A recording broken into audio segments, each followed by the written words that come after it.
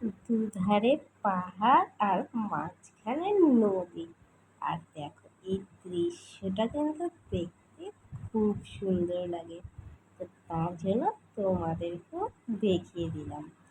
এটা টু পার্টে করার কারণ হলো কারণ ভিডিওটি নয়তো অনেকটাই লং হয়ে যাবে, তাই আমি এটাকে দুভাগে করে দিয়েছি। আর দেখো সত্যি ব্রিজটা এত সুন্দর। আর এই যে দেখো আমরা বান্ধবীরা মিলে এখন সবাই মিলে অনেক ভিডিও রিলস ফটো অনেক কিছু করেছি। আর তোমরাও কারা কারা এমন করো অবশ্যই কমেন্ট করে বলো।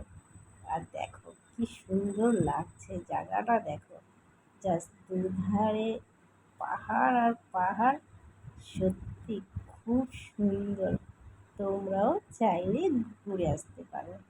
কাশ কেউ যদি থাকতো একটা ভালো ভিডিওগ্রাফার, তাহলে তো সত্যি খুব ভালো হতো। আর দেখো এখানে কিন্তু ভয়ও লাগছিল, ছিল পাশে প্রচুর বাদরও ছিল। আর এ পাশে যখন তখন গাড়ি চলে আসছে, তো সেটাও একটা টেনশন লাগছিল।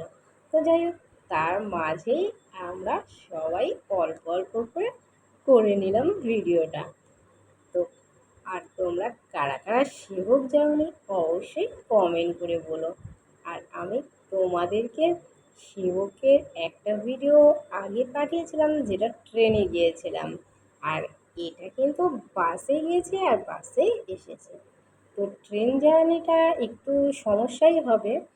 যদি শিলিগুড়ি থেকে আসো, মানে শিলিগুড়ি জংশন থেকে আসো, ওখানকার ট্রেন আছে হলো 10টা 55-তে যায়। তো ডেমো স্পেশাল ধরলে তোমরা চলে আসবে তাড়াতাড়ি।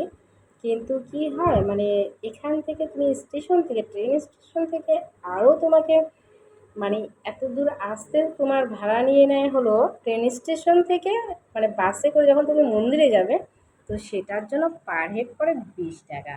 আর এর থেকে ভালো আমরা যদি চেকপোস্ট থেকে আসি, তো আমাদের ট্রেনেও উঠতে হবে না, ডাইরেক্ট আমাদের মন্দিরে নামিয়ে দেবে।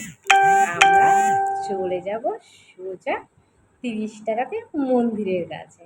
তো আমাদের হিসাব অনুযায়ী বাসটাই বেটার হবে। আর ট্রেনে কিন্তু গুলমাতে গিয়ে অনেকটা সময় ওয়েট করে, ওর জন্য ওখানে লেট হয়ে যায়।